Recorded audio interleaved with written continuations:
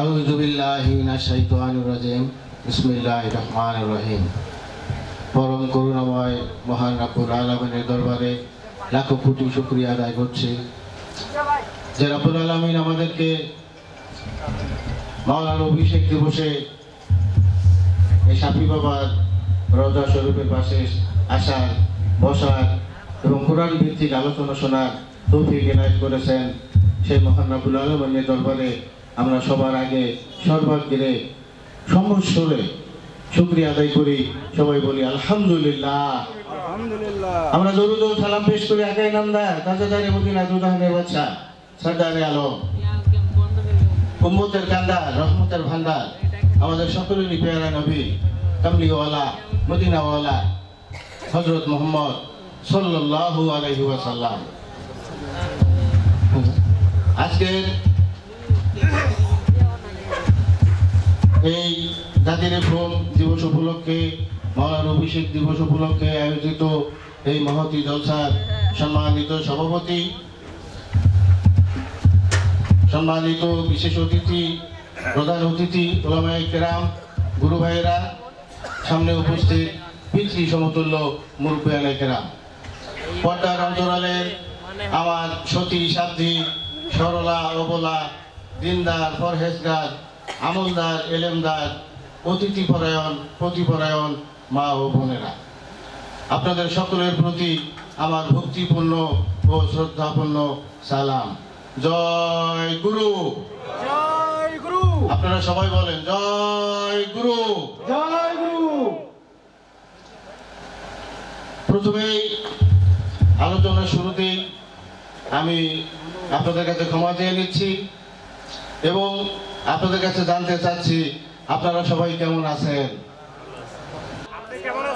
আলহামদুলিল্লাহ, আমি আল্লাহর রহমতে পরম করুণাময়ের ইচ্ছায় আমার অত্যন্ত শ্রদ্ধাভাজন, আমার অত্যন্ত প্রিয় ব্যক্তিত্ব, উত্তরবঙ্গের মধ্যে যাকে আমি সবচেয়ে হৃদয়স্থল থেকে, অন্তরের অন্তঃস্থল থেকে শ্রদ্ধা করতাম এবং ভালোবাসতাম, তেনার রওজার পাশে আমি বসা বিধায় আমার চেয়ে ভালো আমার মনে হয় আপনারা নাই। আমি আরো বেশি ভালো থাকবো, আরো বেশি ভালো থাকবো যদি আপনারা আমার একটি কথা রাখেন, একটা অনুরোধ যদি রাখেন। সেই অনুরোধটা হলো, আমি যতটুকু সময় কথা বলি, যতক্ষণ সময় কথা বলি, কোরআন থেকে কথা বলবো, যদি আপনারা মনোযোগ দিয়ে কোনো দিকে না তাকিয়ে আমার কথাগুলো শ্রবণ করেন, তাহলে আমি আরো বেশি ভালো থাকবো ইনশাআল্লাহ। তো আশা করি আমার অনুরোধটুকু আপনারা রাখবেন। আমরা আজকে এখানে উপস্থিত হয়েছি বিভিন্ন দূর দূরান্ত থেকে, মা বোনেরা এসছেন, গুরু ভাইরা এসছেন। আমাদের সবারই উদ্দেশ্য একটা, কি উদ্দেশ্য? আমরা আমাদের গুরু বাবার দরবারে যাচ্ছি, তার রওজা মুবারক জিয়ারত করব, তার উসিলায় আমরা যেন কামিয়াবি হাসিল করতে পারি, আল্লাহ রাব্বুল আলামিনের নৈকট্য লাভ করতে পারি। সবার উদ্দেশ্য কিন্তু একটাই।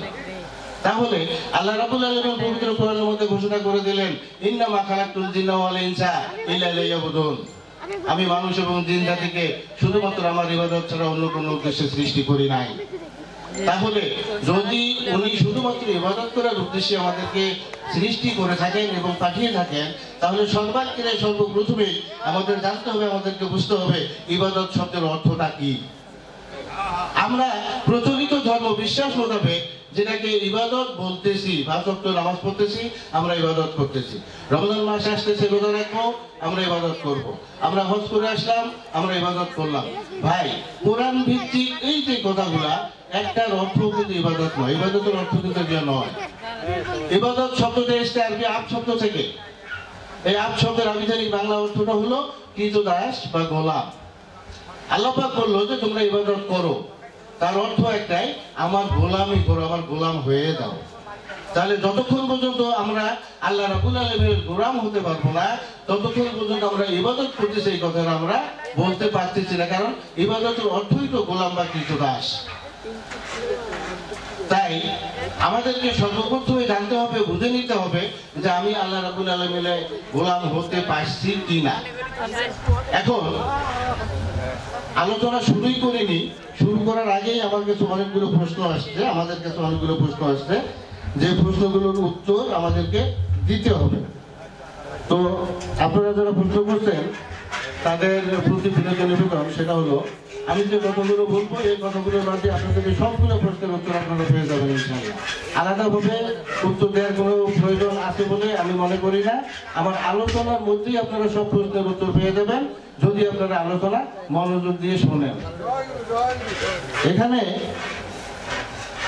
একটা প্রশ্ন আসছে, আদম সিজদা কি ইসলামে জায়েজ? সিজদার ব্যাপারে সর্বপ্রথম প্রশ্নটা আসলো। তাই এই প্রশ্নের উত্তর দিচ্ছি যে তার আগে আমি একটু যদি ইন্ট্রোডাকশন না দিই, সূচনা যদি না বলি তাহলে আপনারা হয়তো বুঝতে পারবেন না।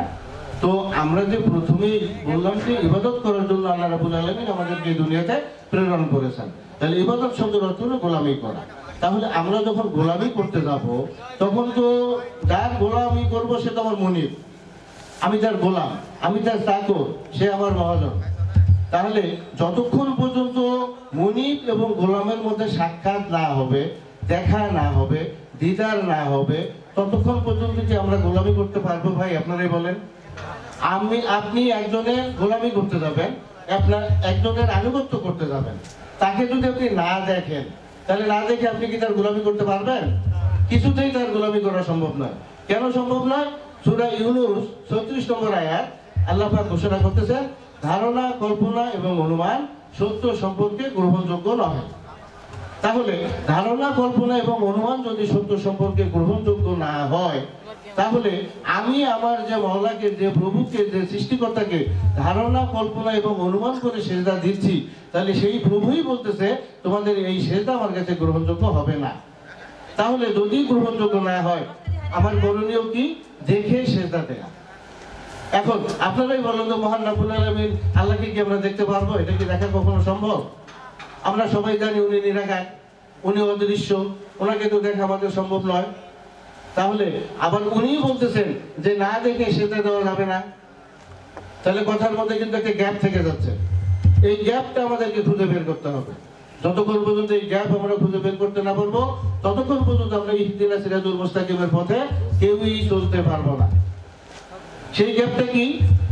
আল্লাহ রাব্বুল আলামিন বললেন যে আমি ছাড়া, সূরা জিনের 18 নম্বর আয়াত, আমি ছাড়া সকল সিজদা হারাম, আমি আল্লাহ ছাড়া কাউকে সিজদা দেয়া যাবে না, সকল সিজদার মালিক একমাত্র আল্লাহ।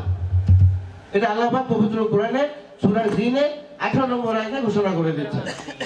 আবার এই আল্লাহ পবিত্র কোরআনে সূরা আরাফের 11 নম্বর আয়াতে ঘোষণা করতেছেন, ওয়াসজুদু লি আদামা, তোমরা আদমকে সিজদা করো।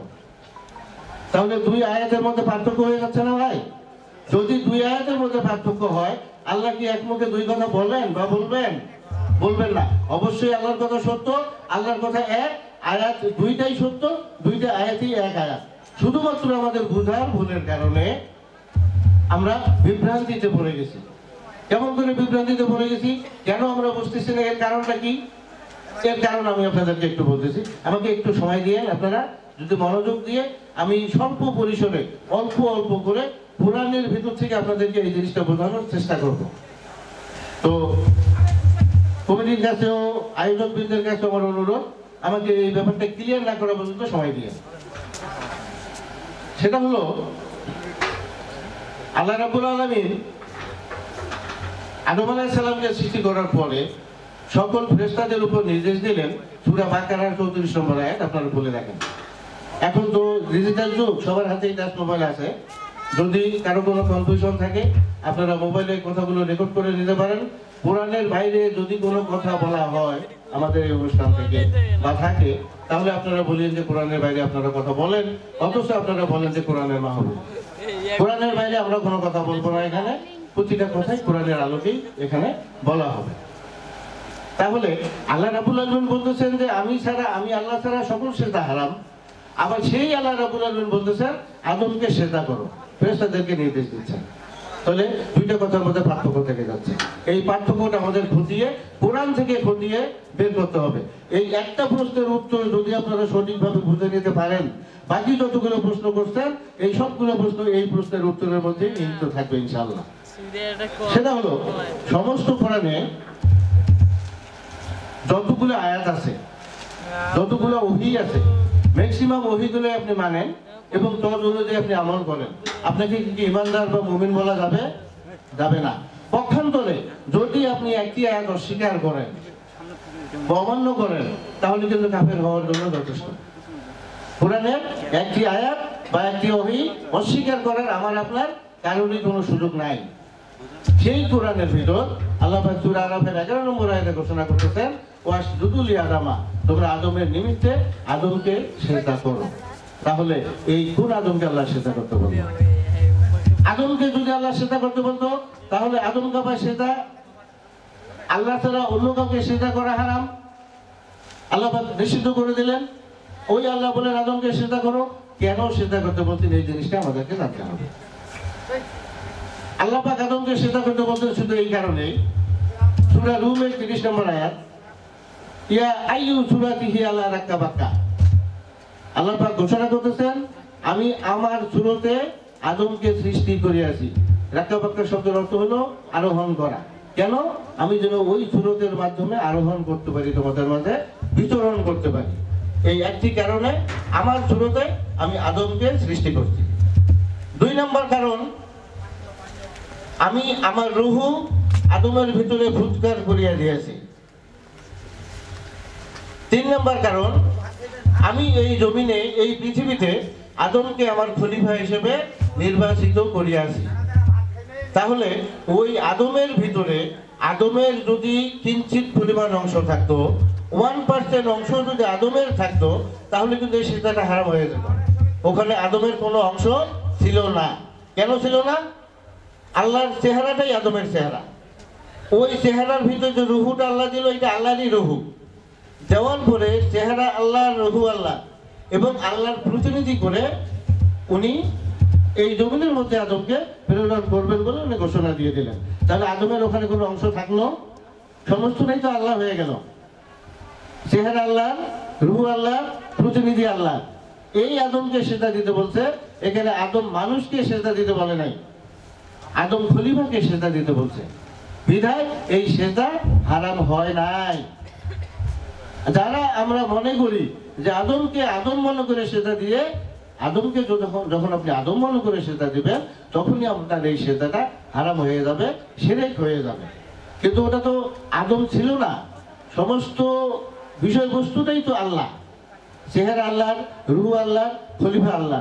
ওখানে আদমের কোনো অংশ ছিল না, বিধায় এই সিজদা শিরক হয় নাই। এখন আপনারা বলতে পারেন যে এই সিজদা তো শুধুমাত্র ফেরেশতাদের জন্য আল্লাহ পাক হুকুম দিয়েছিলেন, শুধু ফেরেশতারা এই সিজদা করবে। সূরা বাকারা 34 নম্বর আয়াতে স্পষ্ট করে আল্লাহ বলে দিয়েছে যে আমি ফেরেশতাদেরকে হুকুম দিলাম, তোমরা, আমি যখন আদমের ভিতরে আমার রূহ ফুৎকার করিয়া দিব, তখন তোমরা সকলেই সিজদা অবনত হইবে। তাহলে এই হুকুম তো শুধু সিজদাদের ফেরেশতাদের জন্য ছিল, এটা মানুষকে সিজদা করতে হবে কেন? এই একটা প্রশ্ন থেকে যায়। তাহলে এই কথাটাই যদি সত্য হবে আপনাদের, তাহলে আল্লাহ রাব্বুল আলামিন ইবলিসকে কাফের বানালো কেন? ইবলিস তো ফেরেশতা ছিল না, ইবলিস ছিল জিন জাতীয়। সূরা কাহফ 50 নম্বর আয়াত। তাহলে ইবলিস সিজদা না করার কারণে যেহেতু আল্লাহ পাক কাফের হিসেবে ঘোষণা দিয়ে দিল, সেই হেতু এই আয়াত এইটাই প্রমাণ করে যে এই আদমকে সিজদার ক্ষেত্রে শুধুমাত্র ফেরেশতাদের জন্য এই সিজদার হুকুম প্রযোজ্য ছিল না, বরং বেহেশতের সেই মুহূর্তে যারা উপস্থিত ছিল সবার জন্যই এই সিজদা প্রযোজ্য ছিল এবং ফরজ ছিল। বিধায় ইবলিস জিন হওয়া সত্ত্বেও ইবলিসকে আল্লাহ কাফের উপাধিতে ভূষিত করে দিয়ে বেহেশত থেকে নেমে যাওয়ার জন্য আদেশ করে দিল। এখন আপনারা বলতে পারেন, তাহলে এই সিজদা শুধুমাত্র ফেরেশতাদের জন্য এবং জিনদের জন্য ছিল, আমরা মানুষ হয়ে কেন মানুষকে সিজদা করব? মানুষ হয়ে তো মানুষকে সিজদা আমরা করতে পারি না। এই জন্যই প্রশ্নটা আসছে, আদম সিজদা কি ইসলামে জায়েজ? মানুষ হয়ে মানুষকে সিজদা করা কি ইসলামে জায়েজ? এই প্রশ্নের উত্তর খুব সুন্দরভাবে আপনারা নিয়ে যাবেন আজকে আমাদের কাছ থেকে। এখন মানুষ হয়ে মানুষকে সিজদা করা যাবে না, কথাটা সত্য। একজন মানুষ আরেকজন মানুষকে সিজদা করতে পারে না। হাওয়া আলাইহিস সালাম বেহেশতের মধ্যে সেই মুহূর্তে উপস্থিত ছিলেন। আদম আলাইহিস সালামকে যখন সিজদার হুকুম দেওয়া হলো, ঠিক সেই মুহূর্তে হাওয়া আলাইহিস সালামও বেহেশতের মধ্যে উপস্থিত ছিলেন। উপস্থিত থাকার পরেও হাওয়া আলাইহিস সালাম যদি আদম আলাইহিস সালামকে সিজদা না করতেন, তাহলে ইবলিসের সাথে সাথে হাওয়া আলাইহিস সালামকে তো আল্লাহ পাক কাফের বানিয়ে দিত, তাই না? তাহলে হাওয়া আলাইহিস সালামকে যেহেতু কাফের বানায় নাই, সেহেতু এই আয়াত এইটাই প্রমাণ করে যে হাওয়া আলাইহিস সালাম আদম আলাইহিস সালামকে সিজদা দিয়েছিলেন, কারণ বেহেশতের মধ্যে তো উপস্থিত ছিলেন, হাওয়া আলাইহিস সালাম তো সেখানে উপস্থিত ছিলেন। এখন হাওয়া আলাইহিস সালাম যে ওখানে উপস্থিত ছিলেন, তার প্রমাণ কি? আপনারা তার প্রমাণ নেন। তার প্রমাণটা হলো সূরা 34 নম্বর আয়াতে আল্লাহ রাব্বুল আলামিন ঘোষণা করতেছেন যে আমি যখন আদমের ভিতরে আমার রূহ প্রদান করিয়া দিব, তখন তোমরা উপস্থিত সকলেই সিজদাবনত হইবে। এখন ওখানে হাওয়া আলাইহিস সালাম উপস্থিত ছিল, তার প্রমাণটা কি? হাওয়া আদমকে সিজদা করলো। হুজুর আপনি যে বলতেছেন হাওয়া আদমকে সিজদা করতে, তার একটা আয়াত তো লাগবে, আপনি তো কোরআন থেকে কথা বলবেন, তার আয়াতটা কি? 34 নম্বর আয়াতে বললো যে সবাই সিজদা করিল ইল্লা ইবলিস, আর শুধুমাত্র ইবলিস ব্যতীত, তাই আমি ইবলিসকে বেহেশত থেকে নেমে যাওয়ার জন্য হুকুম করিলাম, এবং আদম ও তার স্ত্রীকে আমি বেহেশতে বসবাস করার জন্য বলিলাম। তুমি এবং তোমার স্ত্রী বেহেশতে থাকিতেই থাকো, বেহেশতে বসবাস করিতেই থাকো। তাহলে এই আয়াত এইটা প্রমাণ করে 35 নম্বর আয়াত।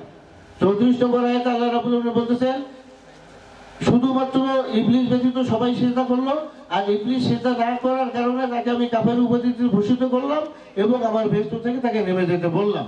35 নম্বর আয়াতে আল্লাহ রাব্বুল আলামিন ঘোষণা করতেছেন আদম এবং তার স্ত্রীকে আমি বললাম তোমার বেহেশতে থাকতেই থাকো, বসবাস করতেই থাকো। তাহলে এই আয়াত এইটাও প্রমাণ করে যে হাওয়া আলাইহিস সালাম ওখানে উপস্থিত ছিল এবং হাওয়া আলাইহিস সালাম আদম আলাইহিস সালামকে সিজদা দিয়েছেন। তো এই ব্যাপারটা মোটামুটি ভাবে আপনাদের ক্লিয়ার হয়ে গেল।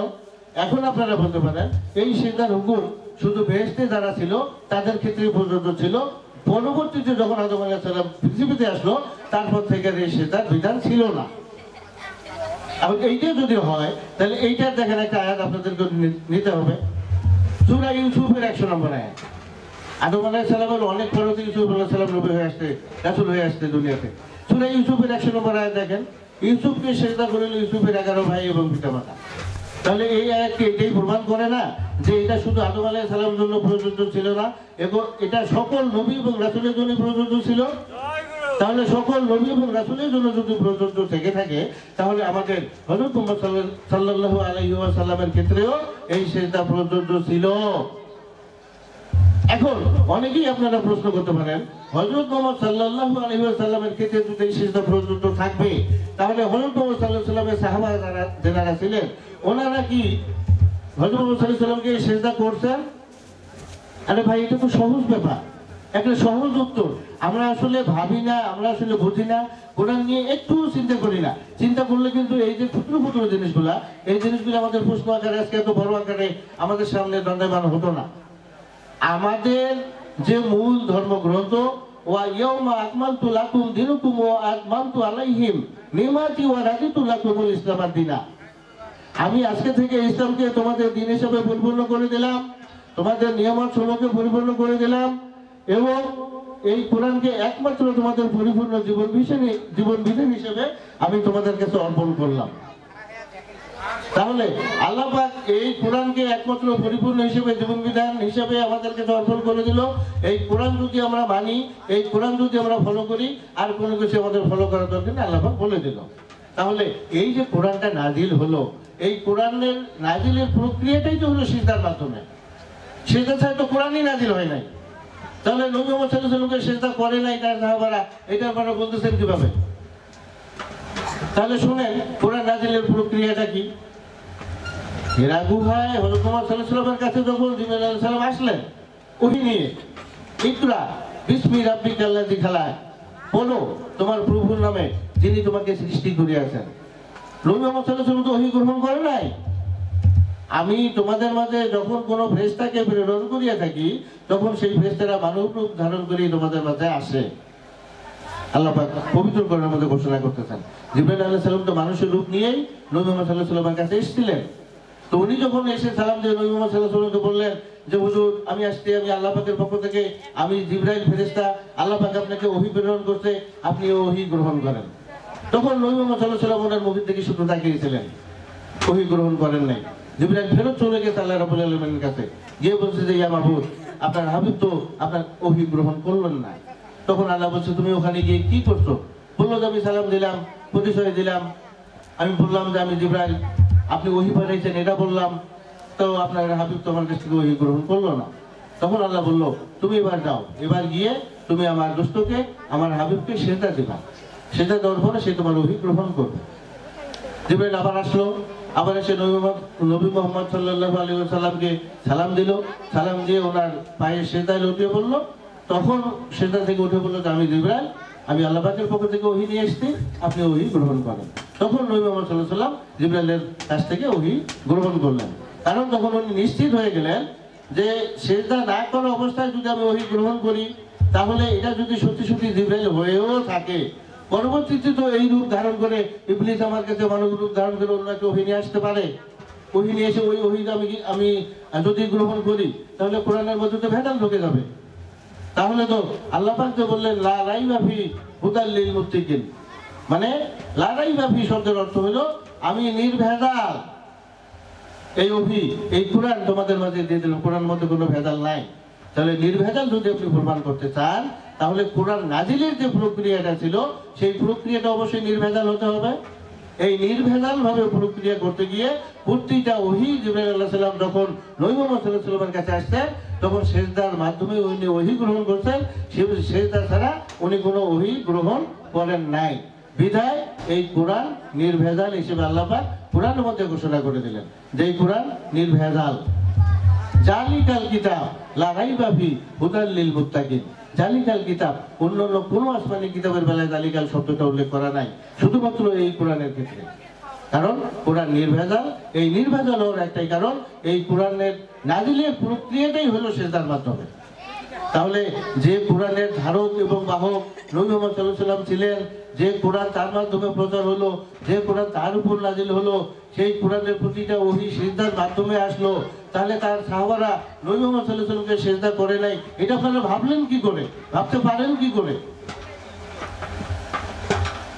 এখন দেখেন, আমরা আমাদের প্রচলিত ধর্মবিধানে প্রচলিতভাবে আমরা আমাদের ধর্মীয় জীবনটা যেভাবে অতিবাহিত করতেছি, যেভাবে প্রতিপালন করতেছি, তার 75% এই কোরআন পরিপন্থী। আমরা আজকে যেভাবে সবাই নিজেকে দাবি করতেছি মুসলমান, এবং আমরা সবাই বলতেছি যে আল্লাহ আমাদের রব, মুহাম্মদ আমাদের নবী এবং রাসূল, এবং আমরা এইভাবে আমাদের ধর্ম পালন করতেছি। যেভাবে আমরা আমাদের ধর্মটা পালন করতেছি, 75% হলো কোরআন বহির্ভূত, অনলি 25% মেবি থাকতে পারে কোরআনের মধ্যে আছে, কিন্তু সমস্ত ধর্মটাই কোরআনের পরিপন্থী, কোরআন মাফিক আমরা আমাদের দৈনন্দিন জীবন পরিচালিত করতেছি না। কেন করতেছি না? 75% যদি কোরআনের বাইরে হয়ে থাকে, অথচ আমরা সবাই এগুলো মানতেছি, তাহলে আপনি বলেন তো কি কি আমরা মানতেছি? দুই একটা এক্সাম্পল আমাদেরকে দেন, দুই একটা উদাহরণ আপনাদের দরকার আছে।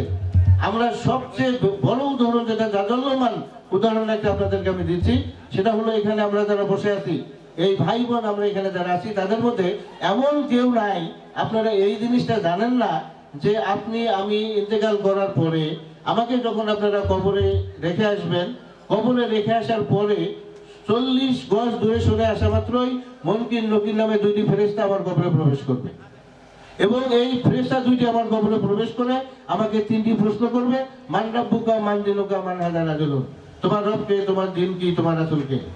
পাশে একটি লোক দাঁড়ায় থাকবে, হযরত মুহাম্মদ সাল্লাল্লাহু আলাইহি ওয়াসাল্লাম, ওনাকে ইন্ডিকেট করে বলতে হবে যে ইনি আমার রাসূল। এই 3টি প্রশ্নের সঠিক জবাব যদি কেউ দিতে পারে, তাহলে তার জন্য কবরটা জান্নাতের বাগান হয়ে যাবে, জান্নাত থেকে একটা সুড়ঙ্গ চলে আসবে, এই সুড়ঙ্গ দিয়ে জান্নাতি বাতাস বইবে, এবং কবরবাসী একটা ঘুম দেবে, আর ঘুমে কিয়ামত হয়ে যাবে। এই বিশ্বাস আমাদের না? আর যারা এই 3টি প্রশ্নের উত্তর দিতে পারবে না, তাৎক্ষণিকভাবে কবরের মধ্যে আযাব শুরু হবে, গজব শুরু হবে, বিচ্ছু কামড়াবে, সাপ ঠোকরাবে, হাতুড়ি মারা হবে, গুজুপিটা করা হবে, ইত্যাদি ইত্যাদি। এই শিক্ষায় তোমরা যুবতী পর্যন্ত শিক্ষিত, আল্লাহ কিভাবে কবরের সহজ জবাব দেব? আপনারা কে না জানেন এবং কে এইটাতে বিশ্বাসী নন? আমি সহ, আমিও বলতেছি, আমিও কোনো এক সময় বিশ্বাসী ছিলাম, কিন্তু কোরআন থেকে যখন দেখা গেল, গবেষকরা গবেষণা করে বের করলেন এই সবগুলো কথাই কোরআন পরিপন্থী। কোরআনের মধ্যে এই ধরনের কোনো ট্রেসই নাই, কোনো উল্লেখই নাই, কোনো প্রশ্নই নাই, কবরে কোনো প্রশ্নই করা হবে না। তাহলে যে জিনিসটা কোরআনের সাথে সম্পূর্ণরূপে সাংঘর্ষিক, কবরে কোনো প্রশ্ন করা হবে না, কবরে কোনো প্রশ্ন নাই। আর এই কবরের তিনটা প্রশ্নকে ভীতি সঞ্চার করে আমাদের ভিতরে কিভাবে এক শ্রেণীর তথাকথিত মুসলমান নামধারী কিভাবে আমাদেরকে শোষণ করে লুণ্ঠিত করে তারা খাচ্ছে। কেন? আমাদের ধর্ম ভীরুতার কারণে, ধর্মের প্রতি আমাদের ভয়, আল্লাহ রাসূলের প্রতি আমাদের ভীতি, এই ভীতির কারণে। কিন্তু আমরা কোরআন জানি না, কোরআনের বাইরে সবকিছু। এই কথাগুলো একটাও কোরআনে নাই। তাহলে কোরআনে যদি না থেকে থাকে, তাহলে এইটা বিশ্বাস করেই সেই ক্লাস 4-5 থেকে শুরু করছে মুখস্থ করা, মান রব্বুকা মান দিনুকা মান হাজারা দুলুন। আর কোনোটা পারি আর না পারি, কবরে এই তিনটে প্রশ্নের উত্তর দিয়ে আমি যেন বেহেশতটা আদায় করে নিতে পারি। হে আল্লাহ, এই তিনটে প্রশ্নের উত্তর দাও, তুমি আমাকে সুযোগ দাও। আচ্ছা ভাই, আপনারাই বলেন, কোরআনের তো নাই এগুলো কথা, কোরআনের পরিবর্তে। তারপর আমরা স্বাভাবিক জ্ঞান থেকে একটু চিন্তা করে দেখি, এই তিনটা প্রশ্নের উত্তর যদি কবরে দিয়ে কেউ বেহেশত পায়, কেউ যদি জান্নাত পায়, তাহলে এই তিনটে প্রশ্নের উত্তর কি ইবলিস বা ইবলিসের অনুসারীরা দিতে পারবে না? ইবলিসকে লানত ঘোষণার পরেও যদি প্রশ্ন করা হয়, ইবলিসকে কাফের ঘোষণা করার পরেও যদি প্রশ্ন করা হয়, হে ইবলিস তোমার প্রভু কে? ইবলিস বলে আমার প্রভু আল্লাহ। বিশ্বাস না করেন সূরা হিজরের 35-34 নম্বর আয়াত খুলে দেখেন। লানত প্রাপ্তির পরেও যদি ইবলিসকে প্রশ্ন করা হয় তোমার প্রভুকে, ইবলিস এখনো বলে আমার প্রভু আল্লাহ। তাহলে ইবলিসও বলতেছে আমার প্রভু আল্লাহ, আমিও বলতেছি আমার প্রভু আল্লাহ। তাহলে আমিও প্রশ্নের উত্তর দিলাম, ইবলিসও তো এই প্রশ্নের উত্তর দিতে সক্ষম হয়ে যায়। তোমার দিন কি? আমি বললাম আমার দিন ইসলাম। ইবলিস বলতেছে আমি ইসলামী ছিলাম, ইসলামের মধ্যে আসি, এই ইসলাম নিয়ে আমি কিয়ামত পর্যন্ত থাকবো। মান হাজারা দুলুন, পাশে একটি লোক দাঁড়ায় থাকবে, এই লোকটিকে হযরত মুহাম্মদ সাল্লাল্লাহু আলাইহি ওয়াসাল্লাম। আপনি আমি না চিনতে পারি, কিন্তু ইবলিস হযরত মুহাম্মদ সাল্লাল্লাহু আলাইহি ওয়াসাল্লামকে ঠিকই চেনে। উনি তখন দেখাই দেবে যে তোমার বান্দারা, তোমার উম্মতরা চিনবে না, কিন্তু আমি হযরত মুহাম্মদ সাল্লাল্লাহু আলাইহি ওয়াসাল্লামকে ঠিকই চিনি, ইনি শেষ নবী এবং শেষ রাসূল। কারণ আমি তো এনাকে বেহেশতেও দেখছি। ইবলিস কিন্তু মুহাম্মদ সাল্লাল্লাহু আলাইহি ওয়াসাল্লামকে বেহেশতেও দেখছে, আমরা কিন্তু মুহাম্মদ সাল্লাল্লাহু আলাইহি ওয়াসাল্লামকে দেখি নাই। তাহলে সত্যি সত্যি যদি এই তিনটি প্রশ্ন করা হয়, এই তিনটি প্রশ্নের সঠিক জবাব দিয়ে ইবলিসও বেহেশতে চলে যায়। কিন্তু আপনারা বলেন তো, আল্লাহ তো প্রতিজ্ঞাবদ্ধ, আল্লাহ ইবলিস এবং ইবলিসের অনুসারী যারা আছে তাদেরকে কোশ্চেন কালেও বেহেশত দেবে না। যদি বেহেশত না দেয়, তাহলে আল্লাহ কোশ্চেন কালেও এই প্রশ্নটি আল্লাহ কখনোই করবে না যে প্রশ্নের উত্তর ইবলিস দিতে সক্ষম। আল্লাহ এমন প্রশ্নপত্র করবেন যে প্রশ্নপত্র করলে তার বান্দারা উত্তর দিতে পারবে, কিন্তু ইবলিস এবং ইবলিসের অনুসারী যারা আছে তারা উত্তর দিতে পারবে না। তাহলে সেই প্রশ্নটি কি হবে? মৃত্যুর পরে তো আমাদের কিছু না কিছু আছে, ইমানের পরীক্ষা আছে না, আমলের পরীক্ষা আছে না, এই পরীক্ষা আমাদেরকে পাস করতে হবে না? তাহলে সেই পরীক্ষাটা কি? এটাও তো কোরআন ভিত্তিক আপনাদেরকে উত্তর নিতে হবে। তাহলে আপনারা বলতে পারেন যে ভাই আপনি বলতেছেন মরার পরে কবরে কোনো প্রশ্ন নাই, তাহলে কবরে কোনো কোশ্চেন করা হবে না, তাহলে মরার পরে আমাদের কি হবে? এইটার কোরআন ভিত্তিক বিশ্লেষণ কি? আমি আপনাদের প্রশ্নের এই প্রশ্নগুলোর উত্তর কিন্তু আমার কথার মধ্যেই দিয়ে দিচ্ছি। এখানে যে প্রশ্নগুলো আছে সেটা হলো, প্রতিটি জীবেরই মৃত্যুর পরে তাৎক্ষণিকভাবে তাকে পুনর্জীবিত করা হবে। জন্মান্তরবাদ সম্পর্কে যে ভাই প্রশ্ন করতেন তার উত্তরটা নিয়ে, প্রত্যেকটি জীবেই মৃত্যুর পরে তাৎক্ষণিকভাবে পুনর্জীবিত করা হবে এবং আল্লাহর কাছে প্রত্যান্বিত করা হবে। সূরা আনাম 34 নম্বর আয়াত। সেদিন তাদের দৃষ্টিশক্তিকে প্রখর করে দেওয়া হবে। সেদিন শুধু মুমিনরাই নয়, কাফেররাও আল্লাহকে স্পষ্টভাবে দেখতে পাবে। সূরা মরিয়ম 38 নম্বর আয়াত। সেদিন তারা তাদের ভুল বুঝতে পারবে এবং আল্লাহকে বলবে যে আল্লাহ আমরা তো আজকে স্পষ্টভাবে আপনাকে দেখলাম, তো আমরা তো ভুল করছি, আমাদেরকে এবারের মতো আপনি মাফ করে দেন। তখন আল্লাহ বলবে যে না, আমি তোমাদের ইমানের পরীক্ষা না করা পর্যন্ত তোমাদেরকে মাফ করে দিতে পারি না, তোমাদের ইমানের পরীক্ষা করা হবে। সূরা আনকাবুত 2 নম্বর আয়াত। সেদিন আমার আপনার ইমানের পরীক্ষা করা হবে।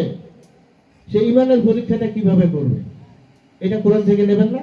এটাও তো কোরআন থেকে নিতে হবে। ইমানের পরীক্ষাটা আল্লাহ বলল আমি এমন একটি প্রশ্নপত্র সেদিন তোমাদের জন্য করব, যে প্রশ্নপত্র শুধু ইবলিস এবং ইবলিসের অনুসারীরাই নয়, নামধারী এবং লেবাসধারী আলেম যারা আছে তারাও সেদিন এই পরীক্ষায় আক্রান্ত হবে। সূরা আনফাল 25 নম্বর আয়াত। তাহলে সেদিন কোন পরীক্ষাটি করা হবে? এই পরীক্ষায় আসেন এখন পবিত্র কোরআন শরীফের 68 নম্বর সূরা, সূরার নাম কালাম, এর 42-43 নম্বর আয়াত আল্লাহ পাক ঘোষণা করে দিলেন, সেদিন আল্লাহর পা উন্মোচন করা হবে এবং এই পায়ে সেজদা দিতে বলা হবে। যারা এই পৃথিবীতে নিরাপদ অবস্থায় থাকা অবস্থায় সিজদায় অভ্যস্ত ছিল তারা সেদিন সেই সিজদা দিতে সক্ষম হইবে। যারা নিরাপদ অবস্থায় এই সিজদা দিতে সক্ষম ছিল না, অভ্যস্ত ছিল না, তারা সেদিন সেই সিজদা দিতে সক্ষম হইবে না। বলেন জয় গুরু। তাহলে এর চেয়ে ভালো সমাধান আপনারা কোরআন থেকে আর কি চান? মৃত্যুর পরে পুনর্জীবিত করে আল্লাহর কাছে প্রত্যান্বিত করা হবে। আল্লাহ একটি পরীক্ষায় করবে, সেই পরীক্ষাটা হলো আল্লাহর পায়ে মোচন করে দেওয়া হবে এবং সেই ভাই সেটা দিতে বলা হবে। যারা এই পৃথিবীতে থাকা অবস্থায়, নিরাপদ থাকা অবস্থায় আদম কবাই রাসূল কবাই সেজদা দিয়ে অভ্যস্ত ছিল, তারা সেদিন সেই সেজদা দিতে সক্ষম হইবে। আর যারা ছিল না, তারা সেদিন সেই সেজদা দিতে সক্ষম হইবে না। তাদের মেরুদণ্ড, তাদের ব্যাকবন উড হয়ে যাবে, তারা সেদিন হালতে পারবে না, সেজদা দেওয়া তো দূরের কথা। সেদিন তারা আক্ষেপ করে আফসোস করে আল্লাহর কাছে বলবে যে হে আল্লাহ, পৃথিবীতে থাকা অবস্থায় আমরা তো সেজদা দিয়েছিলাম, দিনে 5 বার করে আমরা সেজদা দিছি, তাহলে আজকে আমরা এই সেজদা দিতে সক্ষম হচ্ছি না কেন? তখন আল্লাহ তাদেরকে বলবে যে হে আমার বান্দাগণ, আমি তোমাদেরকে যে প্রক্রিয়ায় সেজদা দিতে বলেছিলাম, ওয়াসজুদু লিআদামা, আদমের নিমিত্তে তোমরা আমাকে সেজদা করো, কিন্তু তোমরা আমার প্রক্রিয়া মেইনটেইন করো নাই, আমার প্রক্রিয়া তোমরা সেজদা দাও নাই। তোমরা সেজদা দিয়েছো ধারণা, কল্পনা এবং অনুমান করে। তা ধারণা, কল্পনা এবং অনুমানের সেজদা আমার কাছে গ্রহণযোগ্য হবে না, এটা তো আমি তোমাদেরকে আগেই বলে দিয়েছিলাম। সূরা ইউনূসের 34 নম্বর আয়াতে তোমরা এটা পড়োনি? ফেরেশতাদেরকে বলবে কোরআন নিয়ে আসো, তখন কোরআন এসে তাদেরকে দেখানো হবে। সেদিন মুমিনরা, মুশরিকরা, কাফেররা যারা সেদিন উপস্থিত থাকবে, সবাই আত্মপক্ষ সমর্পণ করে আল্লাহর কাছে কথা বলার মতো, আল্লাহর সাথে কথা বলার মতো ক্ষমতা রাখবে। সূরা নহলের 111 নম্বর আয়াত বলে দেখেন। শুধু মুমিনরাই নয়, কাফেররাও সেদিন আল্লাহর সাথে কথা বলবে এবং যুক্তি তর্ক উপস্থাপন করবে। আল্লাহ তাদের যুক্তি তর্কের প্রশ্নের উত্তর দিতে বাধ্য থাকবেন এবং উনি উত্তর দিবেন কোরআন নিয়ে, কোরআনের বাইরে উনি কোনো উত্তর দিবেন না। সূরা নহলের 111 নম্বর আয়াতে এটাই প্রমাণ করতেছে যে সেদিন আত্মপক্ষ সমর্পণ করে সবাই আল্লাহর কাছে প্রশ্ন করবে, আল্লাহর কাছে আরজি করবে যে আল্লাহ, আমরা তো এই সেজদা দিয়েছিলাম, আজকে কেন আমরা এই সেজদা দিতে পারতেছি না? তখন আল্লাহ এভাবে কোরআন দিয়ে, সূরা আরাফের 11 নম্বর আয়াত দিয়ে, সূরা ইউনূসের 34 নম্বর আয়াত দিয়ে তাদের মুখ বন্ধ করে দেবেন। এই আয়াতগুলো দেখার পরে তারা আর কোনো প্রশ্নের উত্তর দিতে পারবে না। তাদের কিভাবে প্রশ্নের উত্তর দিতে পারবে? আমি কোনো তো আমার মধ্যে ছিল, আমি তো এটা মানিনি, আমি তো এটা করিনি। কাজে কাজেই যারা এই সিজদায় অভ্যস্ত নয়, তারা সেদিন এই সিজদা দিতে পারবে না। কাজে কাজে এই পৃথিবীতে রাসূল কাবায় এবং আদম কাবায় যারা সিজদাকারী নয়, তারাই ইয়াজিদের অনুসারী, তারা ধারণা, কল্পনা এবং অনুমান করে সিজদা দিয়ে থাকে। যারা আদম কাবায় এবং রাসূল কাবায় সিজদা দিয়ে আল্লাহকে সিজদা দিয়ে থাকে, তারাই হলো প্রকৃত মুহাম্মদের অনুসারী, প্রকৃত ইসলামের অনুসারী এবং তারা হুসাইনের অনুসারী। এখন আপনারা আমাকে প্রশ্ন করতে পারেন যে আচ্ছা, আদম কাবায় সেজদা দেওয়ার পরে যদি আল্লাহ আমাদেরকে দোজখে দেয় তখন কি হবে? ভাই, সবাই বলতেছে যে আদম কাবায় সেজদা দেওয়া যাবে না, আদম কাবায় সেজদা দেওয়া শিরক, রাসূল কাবায় সেজদা দেওয়া শিরক। সেজদার ব্যাপারটা আমি ক্লিয়ার করে দিচ্ছি আপনাদের কাছে। এই প্রশ্নটা সব জায়গায় আসে, শুধু এখানে নয়, যেখানে কথা বলতে চাই সেখানে কোনো প্রশ্ন আসুক আর না আসুক, এই সেজদার প্রশ্নটা আসবেই। কাজে কাজেই এই জিনিসটা যদি আমরা ফুললি ক্লিয়ার হতে না পারি, তাহলে আমাদের ভিতরে কনফিউশন থেকেই যাবে। আপনারা কনফিউশন নিয়ে কেউ যেন এখান থেকে বাড়িতে না যান, আমি এটা চাচ্ছি না। কনফিউশন মুক্ত করে এখান থেকে আপনারা যাবেন, এইটা হলো আমার কথা। তাহলে আমি আদম কাবায় সেজদাকারী, সাপোজ উদাহরণস্বরূপ বলতেছি, এখন এই আদম কাবায় সেজদা দেওয়া শিরক, এই কারণে আল্লাহ রাব্বুল আলামিন আমার জন্য জাহান্নাম নির্ধারণ করে দিয়ে দিলেন। এই শফিকুল সৃষ্টি, তুমি বেঁচে থাকতে আদম কাবায় সেজদা করতো, রাসূল কাবায় সেজদা করতো, এটা তুমি শিরক করতো, এই জন্য তোমাকে আজকে দোজখ দেওয়া হলো, তুমি দোজখে চলে যাও। তা আল্লাহর হুকুম তো আমি মানতে বাধ্য, আল্লাহ যে রায় দিবে সে রায় তো সবাই সেদিন মানতে বাধ্য। তখন আমি দোজখে যাওয়ার জন্য প্রস্তুতি নিব এবং উসঠুস করবো আল্লাহকে কিছু জিজ্ঞেস করার জন্য। তখন আমি আল্লাহকে প্রশ্ন করবো যে আল্লাহ, আপনি যে রায়টা দিলেন সে রায় আমি মেনে নিলাম, আমার কোনো আপত্তি নাই, কিন্তু একটা আরজি আপনার কাছে আমার আছে। কি আরজি? তাহলে আমি এই আদম কাবায় সেজদা দেওয়ার কারণে যদি আমি দোজখী হই, তাহলে আমার এই সেজদাটা যিনি বা যারা গ্রহণ করেছেন তাদেরকে আমার সাথে দিয়ে দেন, আমি তাদেরকে নিয়ে দোজখে যাই। আমি সেজদা করার কারণে যদি দোজখী হই, তাহলে যেনারা আমার সেজদা গ্রহণ করলেন তেনারা কেন বেহেশতি হবে? তেনাদেরকে আমার সাথে দেন, আমি তেনাদের সাথে দোজখে চলে যাবো। এখন ভাই আপনারাই বলুন তো, এই আদম কাবায় সেজদা গ্রহণকারী কারা? আদম আলাইহিস সালাম, এই আদম কাবায় সেজদা গ্রহণকারী কারা? ইউসুফ আলাইহিস সালাম। এই আদম কাবায় সেজদা গ্রহণকারী কারা? হযরত মুহাম্মদ সাল্লাল্লাহু আলাইহি ওয়াসাল্লাম। আল্লাহ রাব্বুল আলামিন কি এনাদেরকে দুজকে দেবেন? তাহলে এনাদেরকে সেজদা গ্রহণ করার কারণে যদি দুজকে না দেয়, তাহলে আপনারা এটাও নিশ্চিত থাকেন আমি সেজদা করার কারণে আল্লাহ পাক সেদিন আমাকেও দুজকে দেবে না। জয় গুরু। পক্ষান্তরে আপনি বলতে পারেন যে হ্যাঁ, খলিফা রাউফুল ইসলাম সুমন সার্জন সাহেব, আমি দোতলা মসজিদ করছি বাড়িতে, আল্লাহ 5 বার হজ করছি, 10টা গরিবের মেয়েকে আমি বিয়ে দিছি, 5 ওয়াক্ত সালাত দিয়েছিলাম দুনিয়াতে, এতগুলো ভালো কাজ আপনার করছি, এই ভালো কাজগুলোর কারণে আপনি কি আমাকে ভেস্ত দেবেন না? তখন আল্লাহ চিন্তা করবে যে তাই করবো, রাউফুল তো খুব ভালো কাজ করছে, 5 ওয়াক্ত নামাজ পড়ছে, সমাজে যত ভালো কাজ আছে সবগুলোই করছে, ভেস্ত দেওয়া যেতে পারে। আচ্ছা ঠিক আছে বাবা রাহুল, তুমি এদিকে যাও তো, চুপ করে গিয়ে ভেস্তে প্রবেশ করো। তা ওই হাসরের ময়দানে, সেদিন বিচারের ময়দানে, ওখানে কি আমরাই থাকবো না ইবলিস উপস্থিত থাকবে? ইবলিস এবং ইবলিসের অনুসারী তো সেদিন ওখানে উপস্থিত থাকবে। তাহলে ইবলিস তখন বলবে যে আল্লাহ দাঁড়ান, আল্লাহ বলবে যে তোমার আবার কি হলো, যে ওই যে রাহুলকে আপনি ভেস্তে যাইতে বললেন যে, হ্যাঁ রাহুল এত ভালো কাজ করছে, আমাকে 5 বার সেজদা দিছে, গরিবের মেয়েকে বিয়ে দিছে, 5 বার হজ করে আসতে, বাড়িতে দোতলা মসজিদ নির্মাণ করে আসতে।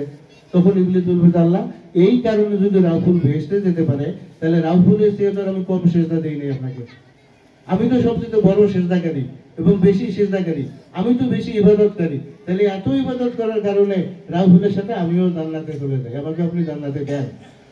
তখন আল্লাহ বলতে এটা আবার কোন ভেদাল শুরু করলা তুমি?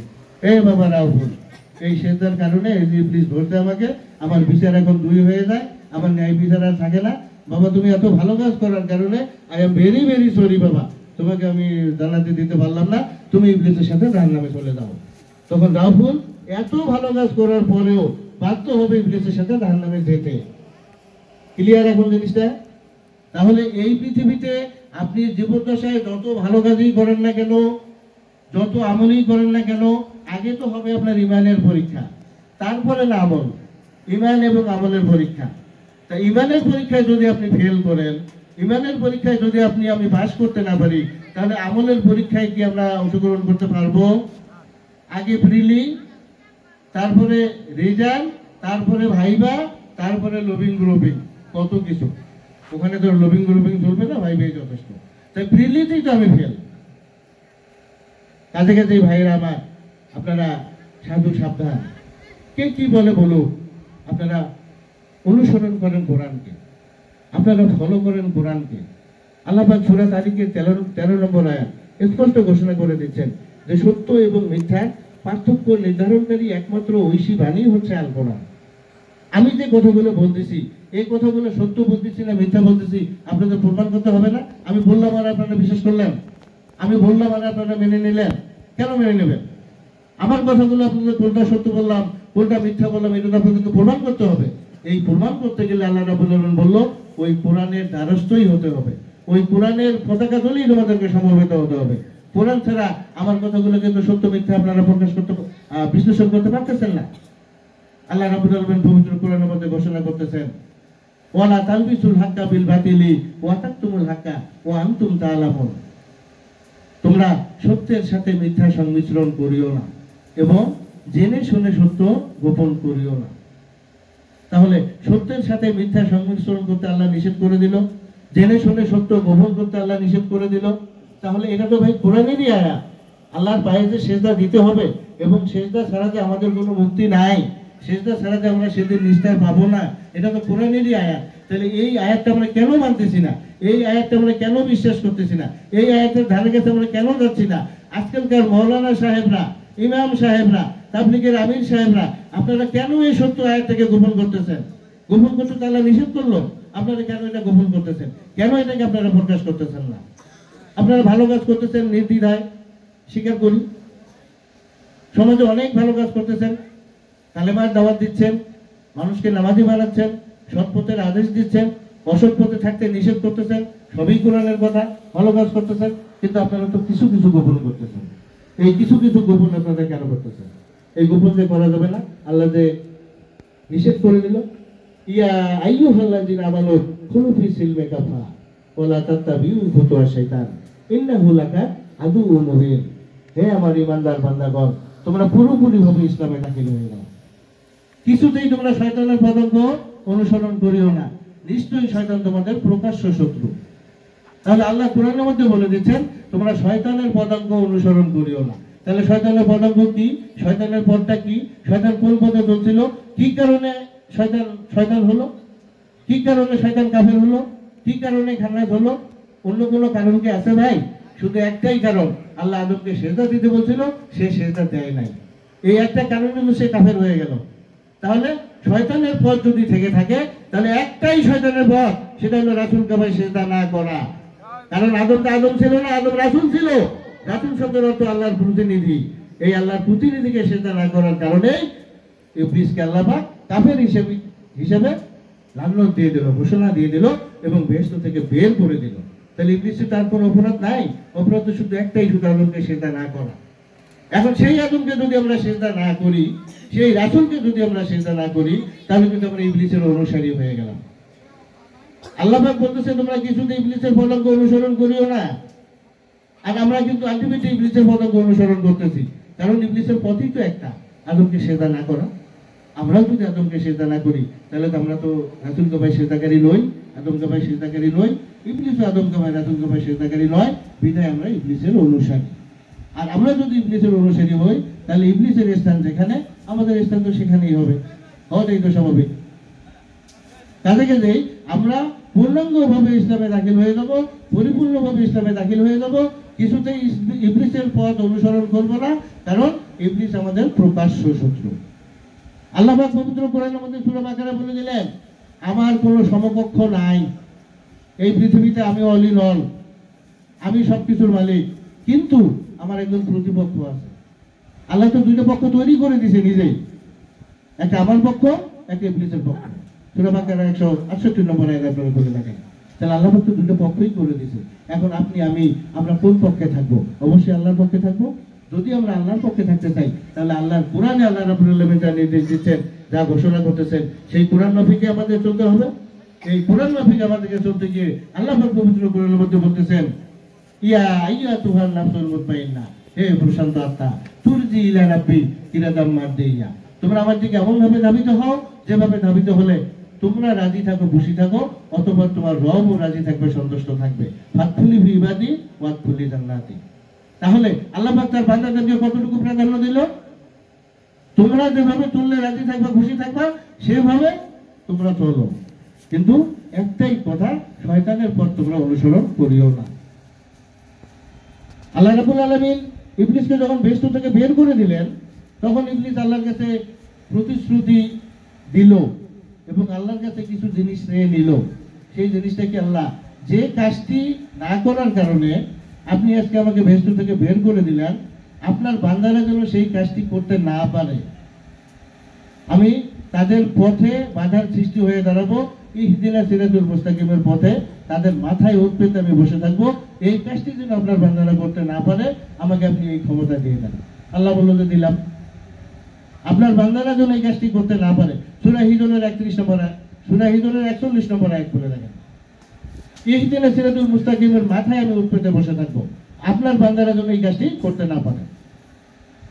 তাহলে ভাই, আপনাদের কাছে আমার প্রয়োজনীয় অনুরোধ, আপনারা আপনাদের মতো করে চলেন, কিন্তু জীবনটা কোরআনের আঙ্গিকে, কোরআনের আলোকে। আপনি একটি আয়াত মানেন, সেটা কোরআন থেকে মানেন। তো অনেক কথা বলে ফেললাম, মনে যদি কেউ কষ্ট পেয়ে থাকেন, ক্ষমা সুন্দর দৃষ্টিতে আমাকে দেখবেন। আপনাদেরই ভাই, আপনাদেরই সন্তান, আপনাদের এলাকায়, আমারও এলাকা লালমনিরহাট, কাউনিয়া বেশি দূরে নয়। তো ভুল ভ্রান্তি হলে ক্ষমা সুন্দর দৃষ্টিতে আপনারা আমাকে দেখবেন। আমার সংক্ষিপ্ত কোরআনের আলোচনা এখানেই শেষ করছি। ওমা আলাইনা তৌফিক ইল্লা বিল্লাহ। জয় গুরু, জয় গুরু, জয় গুরু।